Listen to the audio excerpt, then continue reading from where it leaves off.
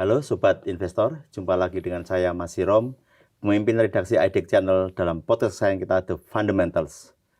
Transformasi besar tengah dijalankan oleh Telkom Indonesia melalui strategi Telkom 30. Untuk mengupas lebih dalam tentang strategi ini dan juga progresnya hingga saat ini, telah hadir di studio The Fundamentals Bapak Seno Sumaji, Direktur Strategic Business Development dan Portofolio PT Telkom Indonesia Persero Terbuka. Selamat datang Pak di studio The Fundamental. Terima kasih Pak. Terima kasih atas undangannya. Ya. Apa kabar Pak Seno? Baik Pak. Alhamdulillah. Ya Pak, kita ngobrol-ngobrol soal Telkom 30 Pak ya. Atau Telkom 30 arah transformasi jangka menengah Telkom begitu. Ya. Sejauh ini progresnya seperti apa Pak? Telkom 30 ini? Saya pikir progresnya bisa dikatakan sangat progresif ya Pak ya. Dalam setahun terakhir kami menjabat saat ini direksi yang sekarang kan mulai dari tahun lalu Pak. Ya. Dari bulan Mei tahun lalu. Dalam setahun ini kami melakukan banyak perubahan yang sebenarnya bisa dikatakan juga perubahan yang berkelanjutan Pak. Jadi sebelum kita bicara TLKM 30 itu, kita juga bicara terkait dengan 5 bold moves. Itu adalah bisa dikatakan semacam repelita dari Telkom sebelumnya, direksi Telkom sebelumnya, di mana 5 bold moves itu juga sudah mulai mencanangkan yang namanya restrukturisasi grup. Kami mencanangkan TLKM 30 ini sebagai satu milestone penting menuju tahun 2030. Kira-kira perubahan mendasar seperti apa yang harus kami lakukan untuk mencapai target-target kami di 2030. Sebelum kami menyampaikan kami ada di mana, mungkin ada baiknya saya share sedikit target kami di 2030 itu. Ada beberapa hal yang sangat mendasar. Yang pertama itu adalah bagaimana total shareholder return itu akan kami targetkan. Saat ini valuasi pasar kita ada di angka dengan ada tekan MSCI itu kita kemarin saat ini ada di 2.500, 2.600 atau bisa dikatakan 260 triliunan ya.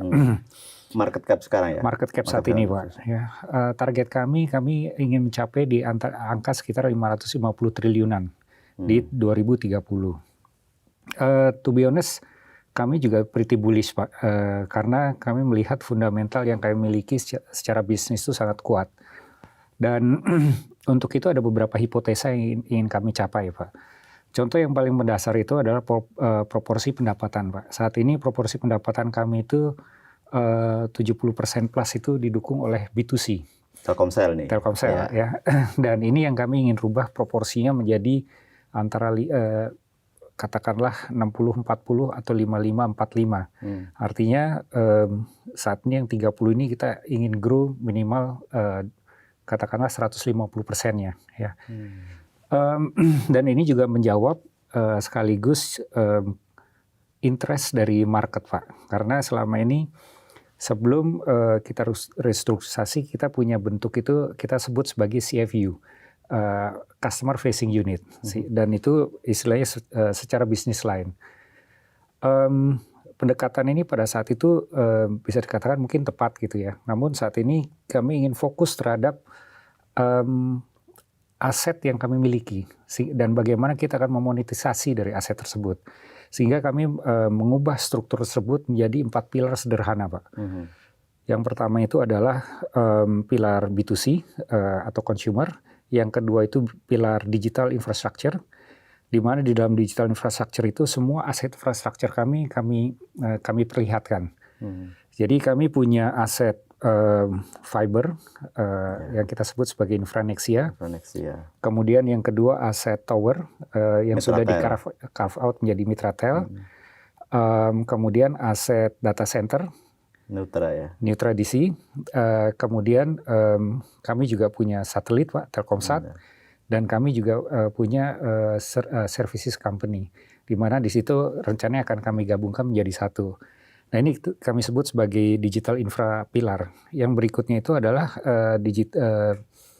international pilar, di mana kita akan melakukan ekspansi regional. Dan yang terakhir itu adalah B2B, ICT, atau bisa dikatakan sebagai enterprise pilar.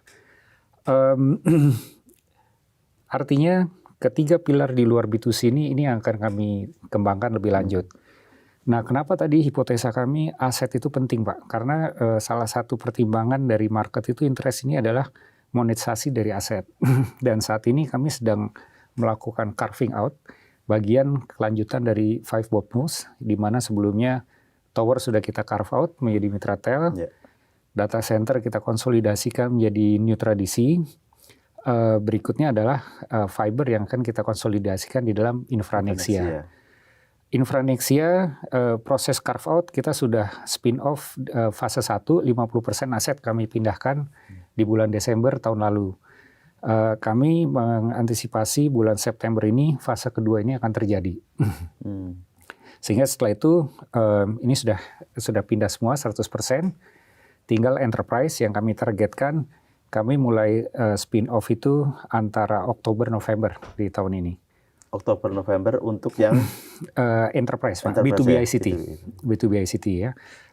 Sehingga setelah itu kita akan menjadi yang namanya strategic holding, full strategic holding.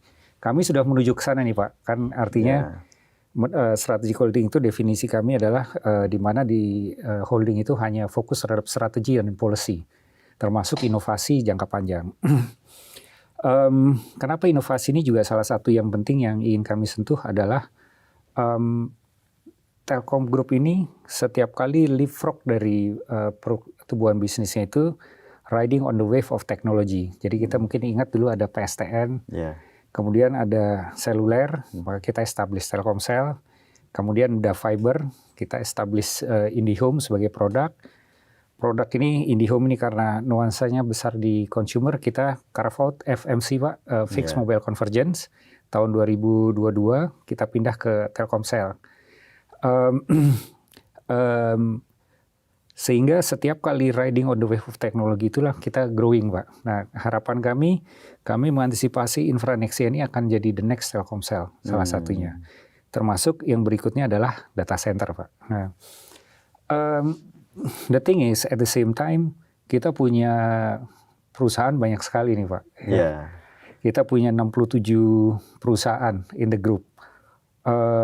Dan sesuai juga dengan direction dari Danantara, kami melakukan simplifikasi, kami akan refocus to our core capabilities, di mana bicaranya konektivitas dan telekomunikasi termasuk ICT, maka yang tidak berhubungan itu kita akan tutup, Pak. Kita akan either kita divest, kita liquidate atau kita merger.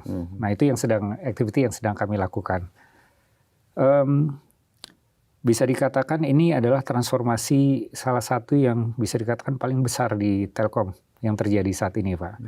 Jadi pekerjaannya banyak, tapi ada banyak hal yang sudah terjadi. Per Juni kemarin, alhamdulillah, Pak, kita menutup 10 perusahaan. Ditambah dengan minority interest kita sekarang ada di angka 48 perusahaan. 48 ya? Ya. Per semester 1 kemarin 10, Pak ya? Per semester kemarin 10. Sebenarnya bukan menutup ya, tapi ada juga yang di divest, kan Pak? Ada yang di divest, betul, ada yang di divest, ada di merge, ada yang memang di... Ya, bisa dikatakan mengurangi 10 lah, Pak, dari grup kami. Ya, betul.